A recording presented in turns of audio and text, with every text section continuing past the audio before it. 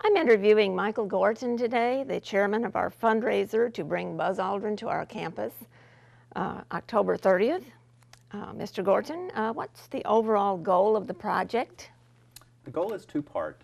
First, what we want to do is have a facility that inspires students and to study science and engineering. And the second part is to have a new facility on campus that is not only state-of-the-art, but the best in the world. And we believe that there's some new technology that we can bring into what was the Richland College Planetarium and now make it into the Buzz Aldrin Center for Science and the Arts. Oh, that sounds wonderful.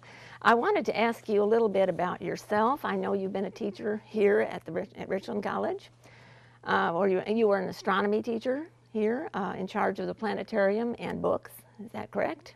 That's correct. All yes. right. When was that? Well, I started in the early 90s teaching the astronomy class. And How long did you teach? 2005, the spring of 2005 was my last class. Okay. I heard you say, I'm teaching here because I want the key to the planetarium. Is that one of your common phrases? It's kind of a funny story. I am a very busy businessman, and a friend of mine was working in the physics department, and she called me and said, there's an opportunity to teach a class at Richland College. And I said, yeah, so, and she tried to convince me to come and teach, and I was just so busy, that's all that was on my mind. And then she said, well, you get the keys to the planetarium. And I said, okay. And she said, and you get to inspire kids. And she said, I know you love to do both of those That's all you needed to hear, huh? And that was it. Okay, that's a very nice story.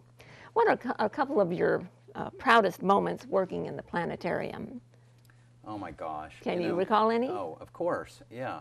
You know, the goal is always to walk into a classroom, and I think about the kids that are walking into that classroom are students that have looked at the syllabus and said, or looked at the chart of classes and said, what am I going to take? I have to take 2 science classes. Right. Most of them are scared to death. I can imagine. I'm a so student. for one reason or another, they land on astronomy. You know, it's not going to be physics or chemistry or something that sounds hard. I took astronomy myself because I'm not good in math.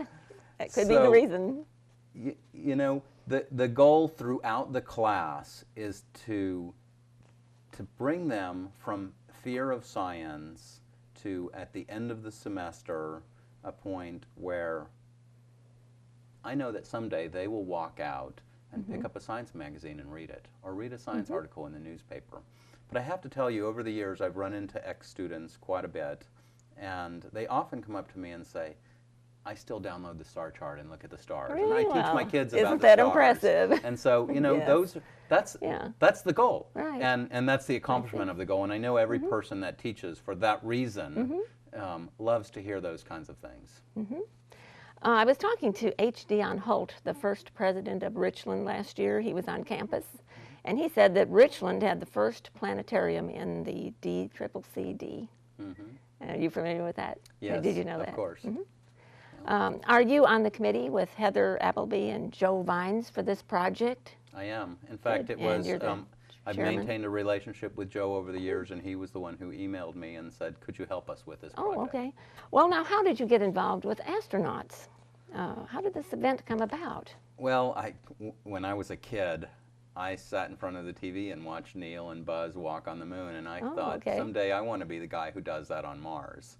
And unfortunately, it didn't happen during my lifetime, but, you know, my heroes have always been astronauts, as Willie Nelson would say.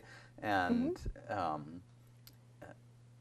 I've had a lot of friends that were astronauts. I actually applied to the space program a number of years ago. And Buzz Aldrin, I met through one of my teledoc resellers a number of years ago. And, you know, we worked on a couple projects over the years, and we've become friends, and we do things for each other. And you stay in touch now with him, pretty much? Yep. Okay. I'd like to ask you a little bit about Buzz. Okay. And how well do you know him personally? Oh, it's fairly superficial. I mean, you know, I have known him for almost 3 years now, and we've had lunch and dinner together, and a few phone calls, and we've done a couple projects together. Does he live in Dallas or No, elsewhere? Buzz lives in Los Angeles, California. Oh, okay. How long has he been there? A long time. His sweetheart of the 1980s was from Utah, and they got married in the late 80s, and they moved to California. Can you tell me what Buzz is going to be speaking about when he's on campus? I know he's written some books. Right. Give me any idea of what Sure. he's going to be talking about?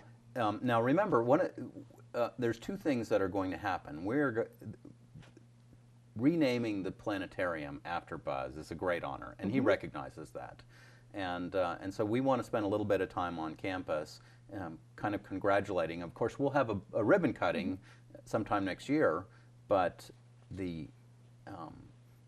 one of our goals, I think, on Richland and through the campus and the people that come here will be to celebrate the life of a truly great American.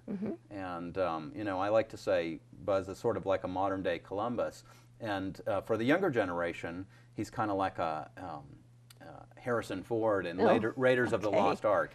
This is a man with incredible confidence and calm and brilliance. And you know, there's a situation that most people will have read about on the moon where they were in kind of a tight position, and President Nixon was concerned that they were not going to be able to lift off. And Buzz, in his creative intellect, figured out a way to solve the problem and get them off the moon. And so I think celebrating Buzz is part of it. And then Buzz's speech to us, he's been a huge advocate of continuing the space program. And I think in 1969, we all believed that we would be on Mars by now. I certainly believed it because it was one of my life goals. But from Buzz's perspective, he thought that man would have already gone there by now.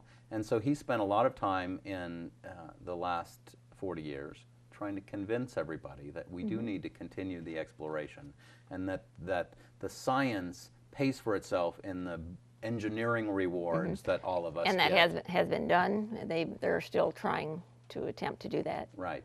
And so his talk is going to be a lot about landing on the moon and that mission. And I have to tell you, you know, I've heard him tell the story a number of times, and it always brings a tear to my eye. Really? And I guarantee there will be a lot of tears in the audience Really? Okay.